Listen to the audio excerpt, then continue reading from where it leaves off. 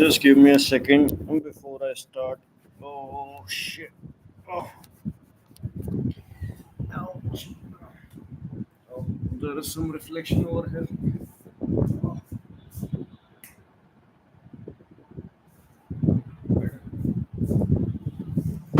okay. So, um, okay. So, today's topic is speaking as a way of thinking and meditation. So I have some of my notes because it is hard to remember everything. So I'll keep referring to those notes. Okay, the ability to speak that human beings have is really a valuable thing, but humans don't realize the value of it. Speaking is also a really good way of thinking. When you speak your thoughts, you'll start to get newer thoughts about the same topic, which is also based on karmic scientific process, which can be talked about in the later videos.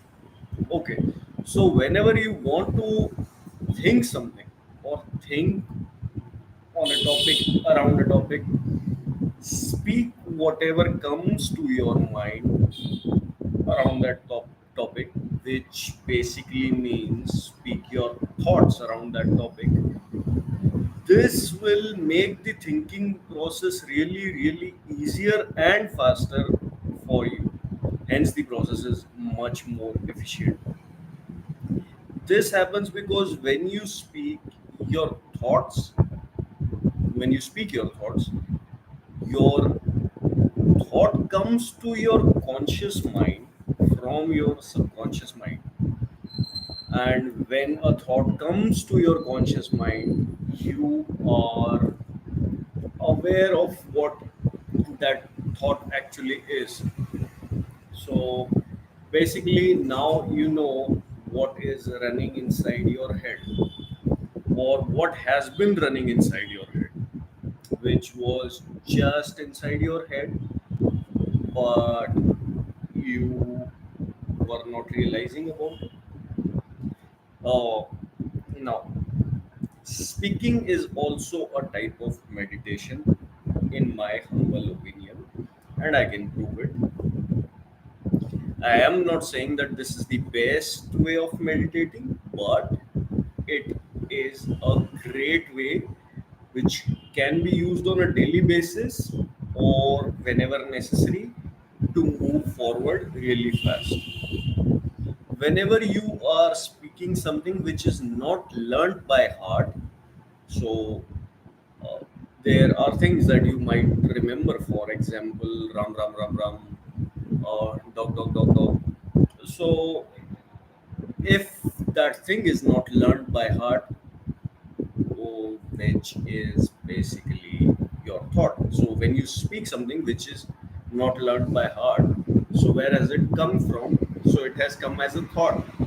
Okay, rather than me reading a book, which is like reading something and not just thinking about it. So what is written in the book might not be my thought, but it is being spoken by me. So I'm speaking, but it is not my thought. So it is kind of, so for me it falls in the category of something that I have learned by heart, or because for that thing I don't have to think. Okay, so whenever you're speaking something that you do not have already learned by heart, or you're just not plain reading it from somewhere, you are speaking your thought, and you are performing one type of meditation out of all the possible types of meditations. Now this is, whenever you're speaking your thought, this is because whenever you're speaking your thought, you are witnessing a truth of the present. And now this is your thought that has come in the present moment, and it has come, we have realized it, we are now aware of that thought. So it is basically a truth that we have that thought. So thought is a truth. Maybe what we have gotten inside the thought could be an imagination about something which might uh, have which we might expect to happen in future or whatever. But the thought about that thing, which perhaps is an imagination, is a real thought. So it is truth, and it has come in the present moment. So we know that we have the thought, so it is true, and it has come in the present moment. So it is a truth of the present. So we can say that when you witness the thought by speaking or just by looking at it with your eyes closed or kind of witnessing it mentally or just inside yourself, then you have witnessed a truth of the present. Okay, and that is the definition of meditation: witness a truth of present. Okay, without trying to mold it or reacting to it. Now it is proved that your okay, I'll move on the notes because I continued some things on my own without looking at the notes. Because whenever you are speaking something that is not learned by heart, nothing else.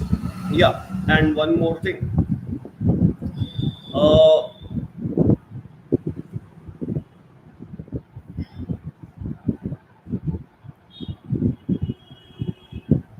I'm sorry, just give me a second.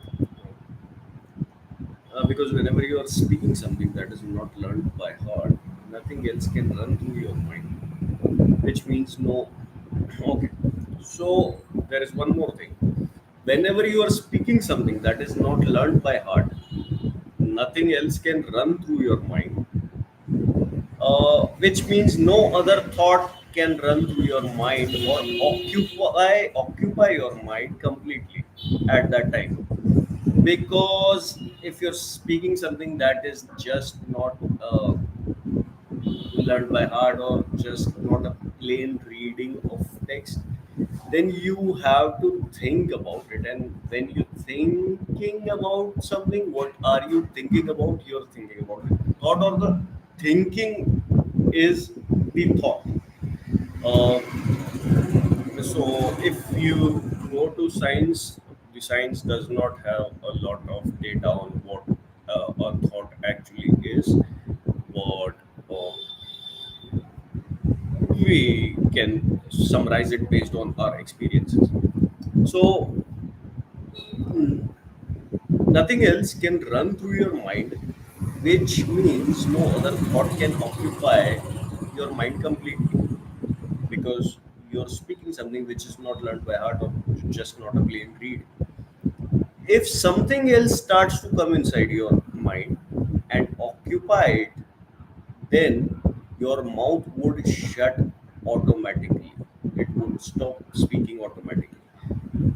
And then you could realize it after a few seconds or even just immediately that you stopped speaking because you got diverted by something else, which was some other thought. Okay. Also, a thing to note over here is that whatever comes to the mind comes as a thought. So whatever comes to your mind comes as a thought. If you're plainly reading a book, and something comes to your mind, so you might not be thinking about what you're reading. You might be distracted to something else inside your head. So whatever is going through your head is one or more thoughts. So yeah. So whatever we think is just one thought, and then the next thought, and then the next thought, and then more. The next thought might be linked or unlinked to the previous one. If these are linked thoughts about a particular topic, we can call it a chain of multiple thoughts because they are connected to each other. And if that is just one single thought, whose next thought is just not linked to this one, in any manner, then we can call this just a current thought, or just one thought, or chain of a single thought. And over a long duration of time, it is multiple chains of thoughts, or a lot of chains of thoughts that happens to exist. So within a day's time, you get a lot of chains of thought. One chain can be of a single thought, or one chain can be of a lot of thoughts that are linked to each other. And when you get a thought which is not linked to the previous one, then that starts a new chain of one thought, or maybe more linked thoughts. In the next video, we will prove how witnessing a thought is meditation. So you can prove it. So that should be it for today. As the channel is new and this is a stream, not a video post, I have lesser number of people over here, but it's okay. Okay. So I'll exit the stream. In case you have any questions, you can leave below the video after the stream goes live.